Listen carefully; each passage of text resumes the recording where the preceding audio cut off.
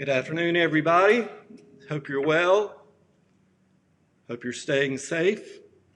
Love and miss you all very much. Hello to my dear Christ the King family and anyone else that may be joining us, friends of Christ the King, or anyone that's just stumbled upon this webcast. Thank you for joining us. Just a few thoughts for a brief reflection and then some announcements.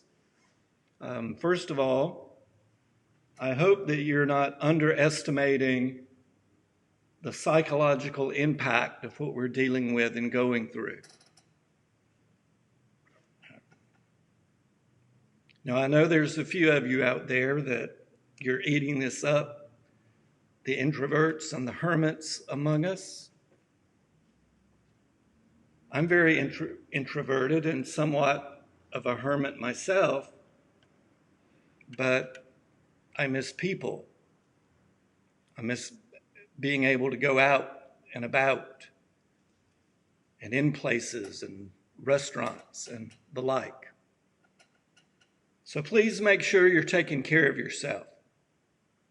However you do that, whatever works for you, get outside, garden, read a book. I know we're worried about our bodies, but you also need to worry about your soul. Even if you are an introverted hermit, change is difficult.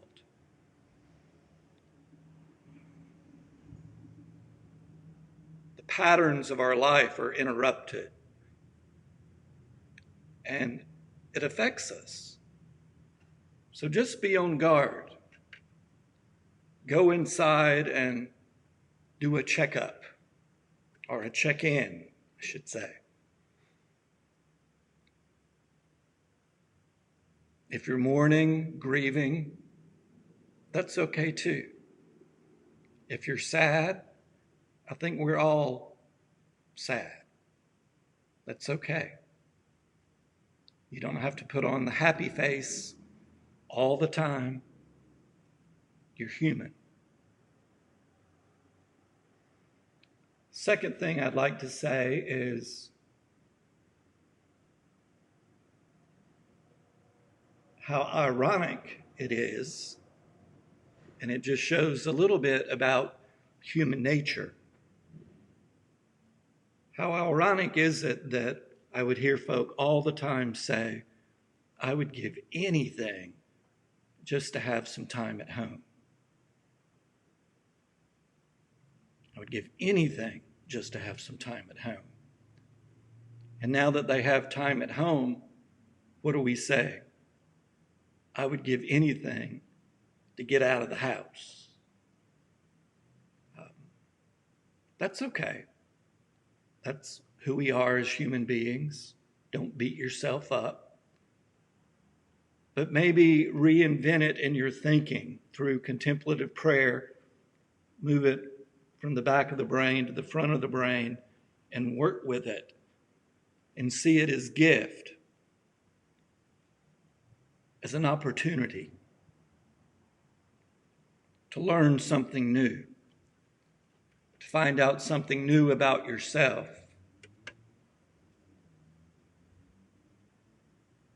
to find out something new about God, about those people that you love. Last point for today's little mini reflection is anytime there's change, and then also this is a fearful time, it's easy for us not to feel grounded. When we're not grounded and we're afraid, the result of that oftentimes is that we're not resting well, possibly. But it's very easy for us to get irritable. I've caught myself a couple of times throughout this just getting downright grumpy and snappy, which is not my nature. Most of you know me very well. I try not to hide. So it's our ability, really kind of the only member of the animal kingdom, the animal family. The human family is maybe the only one that has the ability, again, to move it to the front of the brain and to say, I choose not to be snappy or irritable or grumpy. We're all in this together. So rather than snap and react, may we choose to love and be tolerant and understanding and forgiving. And as Jesus says, what you give is what you get in return. Give and it shall be given. Forgive and you shall be forgiven. When we extend peace and understanding, and we're all dealing with this in different ways, so try to be cognitive of the fact how easy it is right now, making it the little trip easy to be irritable is what I didn't finish the sentence. The roads are much emptier than normal when I travel from home to the church. Yet I think I've seen more road rage on empty roads, horns being honked. I'm not a fast driver, especially with my eyes right now.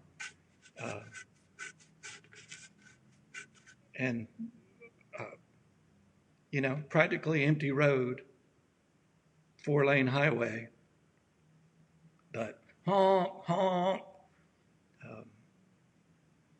Probably more honks or get out of the ways than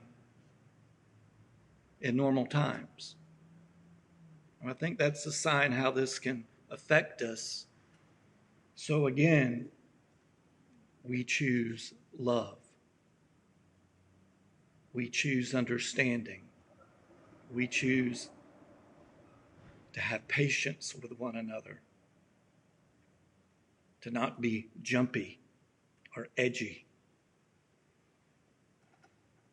I was going to sing a song, but my allergies are still acting up, and so my voice is so raspy, I think I would embarrass myself. Don't worry about me. Checked my temperature today, and it was 91.8, so actually low. Don't know what that means, but anyway. The song I was going to sing was written by a United Methodist after the murders in Mother Emanuel Church in Charleston, South Carolina, a number of years back. And when he heard the news, he sat down at the piano in his house, and we sing it at Christ the King. First verse is, in the midst of pain, I choose love. We're all experiencing some kind of pain, but choose love. In the midst of pain, sorrows falling down like rain, I await the sun again. I choose love. The second verse, in the midst of war, I choose peace. In the midst of war, hate and anger keeping score, I will seek the good once more. Rather than being all down, which is easy to do right now, look for the good.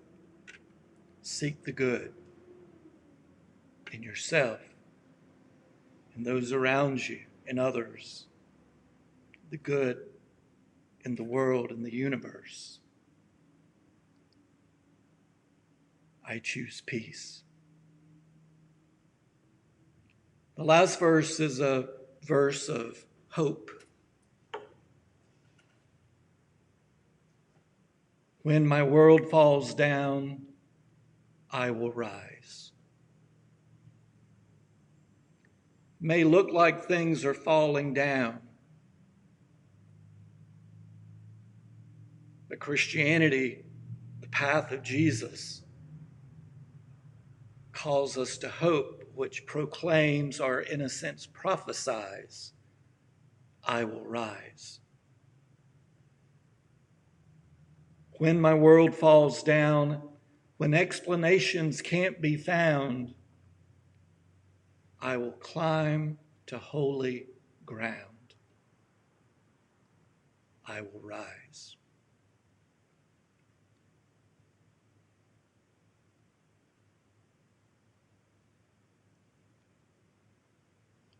Just a few announcements. We try for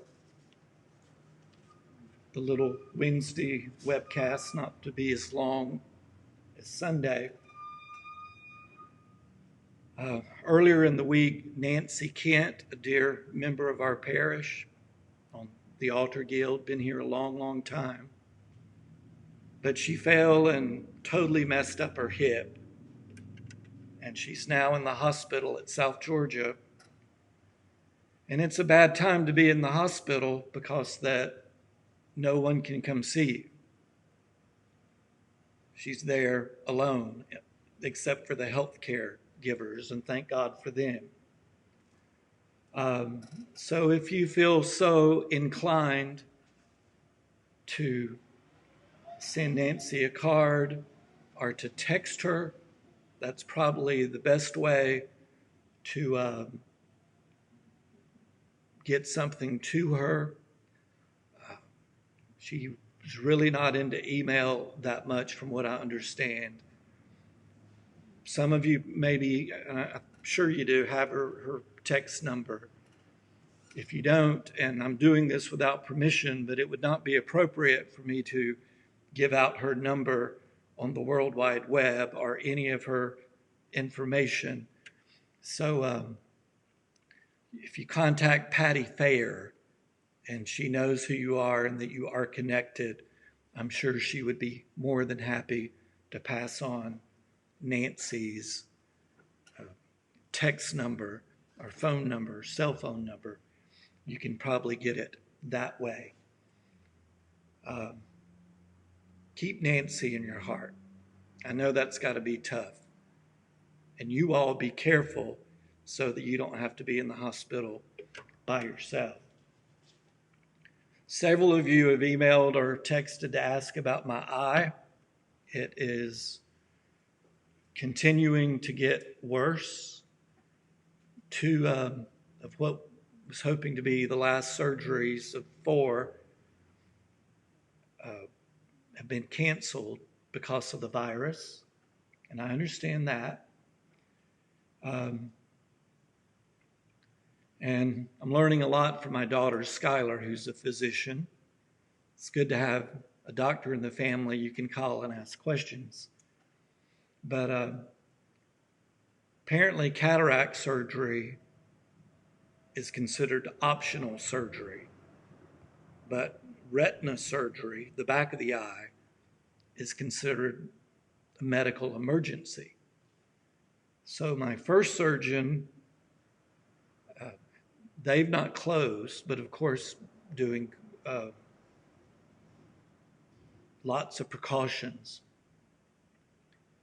Well, I have a upcoming appointment with her, and I was a little anxious about it because that, it's just, that does not feel like a good time to go into a doctor's office. And so I called Skylar and asked her, what should I do? Should I put it off? And she said, Dad, no, you need to see. They will take every precaution to protect themselves and you. It will be okay. Don't put this off. So I see her 1 week from today. Due to the fact that Governor Kemp lifted some restrictions on Monday, optional surgeries can start to resume. So my cataract surgeon is going to resume surgeries on May 1st. The kind of surgery that I'll be receiving, he only does on Tuesday. So I called him and said, please put me at the front of the line or as soon as possible, that my vision's getting worse. And I'm ready to get this done.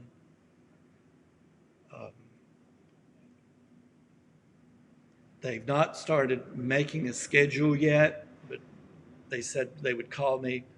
So possibly see the first surgeon to kind of approve things a week from today, and then the following Tuesday could have the surgery, and I am counting on seeing I will rise. Speaking of Governor Kemp's lifting of some restrictions, if you keep up with stuff like that, you may know it says that you're free to resume public worship with some restrictions. And so you may be wondering what things are going to look like around here. Governor Kemp in our polity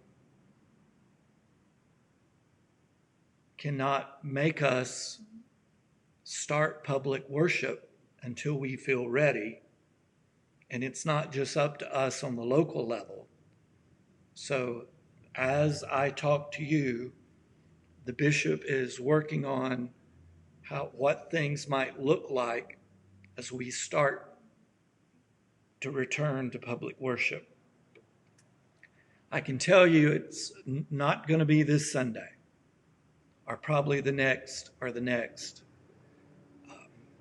We will have to meet in this format, and I know this is probably getting boring at this point, so I'll try to be creative and figure out how to jazz it up and bring it back to new life so you don't get tired of me at the piano.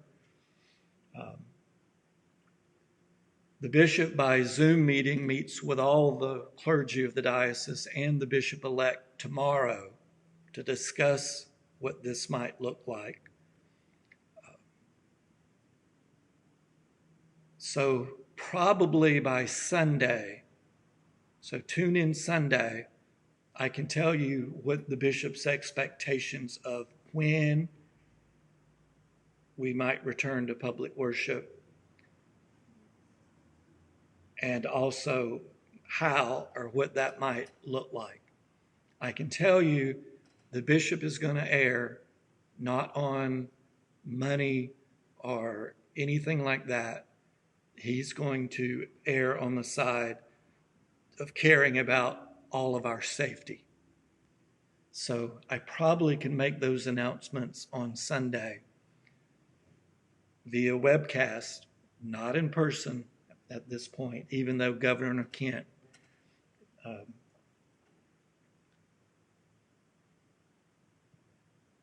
lifted some of the restrictions. In closing, I just want to say a very quick thank you. You've touched my heart and warmed my heart, those that have mailed in their contributions, their tithes, their offerings. Some of you above and beyond. We're going to make it when my world falls down. Maybe I should make that plural. When our worlds fall down, we will rise. And we are going to rise. We are going to rise. You can mail your contributions into the church. The text to give number is on the screen. It works. It's safe. It's secure. It's a reputable company. Everyone that's texted to give, it usually comes in based on what your payment method is that day, the next day, or the second day at the latest. So again, thank you very, very much. Know I love you. I'm here for you the best I can be. You're a wonderful congregation. I don't know another one like you. You fill my heart with joy and love and peace. And for that, I'll be forever grateful. So go enjoy your day. Be safe. Hope to see you real soon. It's probably going to be not so soon, but we'll see. And do join in Sunday at 10 a.m. because I'm pretty sure I'll be able to share when and what things will look like in the future. Peace, and I'll talk to you next time.